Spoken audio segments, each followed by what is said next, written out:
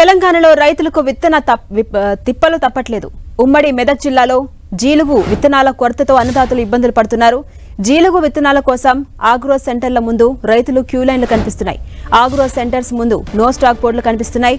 విత్తనాలు అందుబాటులో లేకపోవడంతో పలుచోట్ల అధికారులతో రైతులు వాగ్వాదానికి దిగుతున్నారు. సకాలంలో విత్తనాలు అందించాలంటూ అన్నదాతలు డిమాండ్ చేస్తున్నారు.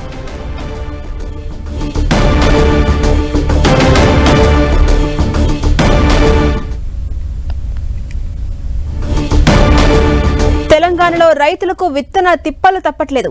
ఉమ్మడి మెదక్ జిల్లాలో జీలుగు విత్తనాల కొరత వల్ల అన్నదాతలు ఇబ్బందులు పడుతున్నారు. జీలుగు విత్తనాల కోసం ఆగ్రో సెంటర్స్ ముందు రైతులు క్యూ లైన్లు కనిపిస్తున్నాయి. ఆగ్రో సెంటర్ల ముందు నో స్టాక్ బోర్డులు దర్శనమిస్తున్నాయి. విత్తనాలు అందుబాటులో లేకపోవడంతో పలుచోట్ల అధికారులతో రైతన్నలు వాగ్వాదానికి దిగుతున్నారు. సకాలంలో విత్తనాలు అందించాలంటూ అన్నదాతలు డిమాండ్ చేస్తున్నారు. ఇదే అంశంపై మరింత సమాచారం మా ప్రతినిధి పివి రావు అందిస్తారు. పివి రావు, ఝాన్సీ రాణి సంగారెడ్డి జిల్లాలో జీనుగు అదేవిధంగా జనుము విత్తనాల కోసం రైతులు పడిగాపులు పడాల్సి వస్తుంది. అధికారులు కూడా అందుబాటులో ఉండటం లేదు. ఈ విత్తనాల డిమాండ్ ఉన్నప్పటికీ సరఫరా లేకపోవడంతో రైతులు ఇబ్బంది పడతా ఉన్నారు.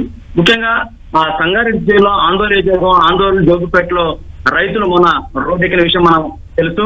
ఆ రోజు కూడా ఎండ విపరీతంగా ఉండటంతో రైతులు విత్తనాల కోసం వేచి చూడలేక తమ పాస్ పుస్తకాల్ని రోడ్డు మీద ఎండలో పెట్టి క్యూ లైన్ లో పెట్టి పక్కన నిలిచిపోయే పరిస్థితి వచ్చింది.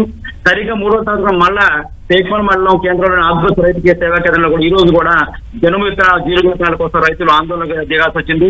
సహనం కోల్పోయి ఒకరినొకరు దూషించుకునే పరిస్థితి కూడా రైతులు అక్కడ ఏర్పడింది. ఎందుకంటే క్యూ లైన్ ఎక్కువగా ఉంది, ఎండ విపరీతంగా ఉంది. ఒకవైపు విత్తనాలు అందటం ఆదుర్దాం. ఈ నేపథ్యంలో రైతుల మీద ఒకరు తోసుకుంటూ దూషించుకునే పరిస్థితి కూడా ఏర్పడింది.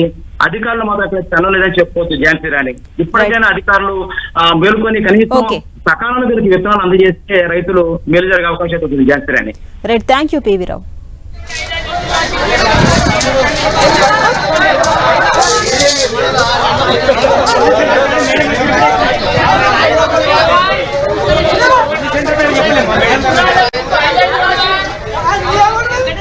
Right,